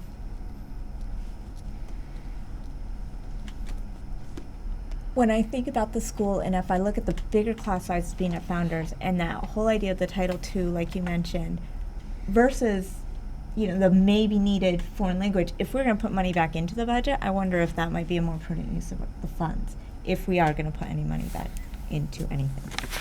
Just because if they are going to have the higher needs, but you said, you haven't reduced special ed despite the reduction in the kids. Thanks for You know what the numbers are in comparison, but if that's a bigger need, to me that sounds Another that area to there's look at. potentially more benefit from that to me than the foreign language, but that's what I look at, but. I'll also point out that first grade at the elementary proposal is at maximum also. Yeah, see, Yep. I think we know. just have to be careful that when we say large, 20, 21, 22, those are not large classes. They really aren't. In their guidelines. And yeah, we can compare. You knew going into this that the EMS numbers are lower than usual, so we could move 7th and 8th, and that jumps their numbers to 24. And teacher points out, well, they're at maximum average, yeah, but 24 is a lot of kids. So 20, 21, 22, we're at maximum. If kids move in, we're in trouble. But those aren't really large The classes. They're not. configuration, the latest iteration on the configuration, however it was achieved, and in this case it was in moving somebody to the 6th grade from this building. Yes. Brought us in compliance with our policy, and I hate to be a real stickler on that, but it at least, we've looked at it closely. It's something we all wish we would do differently, but we are not violating our policy by design. We are in the cluster compliance. I know my youngest is, and lots of my kids have been in the bubble classes that, have traveled with bigger class sizes, and it's nobody's ideal, and yet Our it kids is do not okay. something teachers are unfamiliar with needing to manage. And I know that they've managed 22. We'd love not to have them have to do that, but I also feel incredibly confident in their ability to do it if that's what is necessary. I've looked at, just for the, again, I don't want, it's always, you don't want to debate numbers in a public meeting, but we have studied the numbers of kids who get served through an IEP. We know these kids really well. when you throw out numbers, it's sort of shocking to hear, oh, that many? 5 per classroom? I don't think it's that many, but I'll relook at that. And there's also this range of ability Right. within that number of kids identified. There are kids who need few accommodations and kids who need adults to work with them during the day. So numbers are one thing, profiles are something very different. So I don't want you leaving here tonight thinking that, oh my God, we've got, because that's part of the work that we do around deciding how many teachers in each building. It's just not a pure cut score. It's it's who these children are and who their families are. And I will, without writing the language issue any harder, I would just say we didn't deliberately drop it. It wasn't our intention to have dropped it. It wasn't, we thought they really actually don't need every day in 7th and 8th grade. We thought they did, and we couldn't staff it adequately, and we needed to make an accommodation so that kids would have the best possible situation out of a less desirable situation. And so it wasn't strategic in any way. It was just what we had Hence, to do. bringing it back at point 4 was our way of let's get it back in there. Getting it back to what was the intent and had been the case in, and having. So I guess I wouldn't necessarily view it to be an either or. If you were to feel as though, again, if we're dealing in fractional amounts, there's nothing especially magic about 1.86 if getting what is strategic and sustainable. 1.88. Yeah, 1.88. I don't really know what that becomes. I'm sure Roger would know without actually even using a calculator. But I wouldn't necessarily know. And those are, relatively smaller amounts. So I encourage you to figure out if you think that those are monies that need to be in there, and then we can figure out how to help people understand that that's in fact the case. Mark, another thing that I think would be really informative for the board and hopefully helpful as we begin to talk about, make the case for the proposed budget would be a look around the county to see how other districts are faring with their budget development. And I don't know if you and Roger have easier access to where those different districts are than, I mean, we could probably go find like a newspaper story. We know all these people. It's a phone call. Yeah, so I think that would and be we helpful. get to say, nah. Well, I just think it would be helpful because, for those people that aren't necessarily following budget development in Burlington or Chittenden East or whatever, it would be good to just show that, this is not what Essex Town is dealing with is not necessarily unique, but it's part of a bigger trend. And those numbers, because they're multi-town SUs, are always changing. But I met with superintendent colleagues last Tuesday, and I could going around the table again. I can tell you that our tax impact we're very similar. Our year to year we're lower than most. Right. That's what I've heard at the state level too. Yeah. Okay. And the draw from the Ed Fund of being at 3.8 is lower than others. So some comparison would be just helpful, I think, to ground us all into sort of where do we fit into that bigger picture. You want to also, I've heard 4.8, 2.7, draft 3 of FY15. You've got the meeting on the 27th, meeting on the 10th, maybe later into the February. David, maybe, I think I heard you say maybe approve on the 10th. You want to have a community engagement slot, like who's doing the what, who's writing, who's, what are your outreach? Yeah, you mean a planning discussion? Yes, that'd be good too. Just as a for the comment, the 27th. two parents that did show up were members. I know the multi-age team did forward information about the meeting, and the two parents were both on that team. And I just think that we should just be aware that that is a great avenue. That's a potential for parents, just because that was a way that it did motivate people to come out to hear. And again, that doesn't necessarily affect the 80% that is not a parent, but that may be something we want to look into, or just be aware of that. That's played a role. Any avenues I think are beneficial. And David's gonna sit at what's the lunch place? I'm gonna give you with that little trifold cardboard thing. You're gonna bring that to the Colonial Room. Well, okay, you mentioned my lunch menu. One guy's in Colchester and the other two are from the Junction, so it doesn't really do much good. Help us find your friends. We'll have the next keep coming up with, again, ideas of we will. which yeah. avenues. Yeah, we're good. Yeah. So it sounds like we've got the framework for our next agenda. And any other business that needs to come before the board tonight? Adjourn. A motion to adjourn. Is there a second? I'll second. That's non-debatable. All those in favor? Aye. Motion carries 5-0. Thank you very much.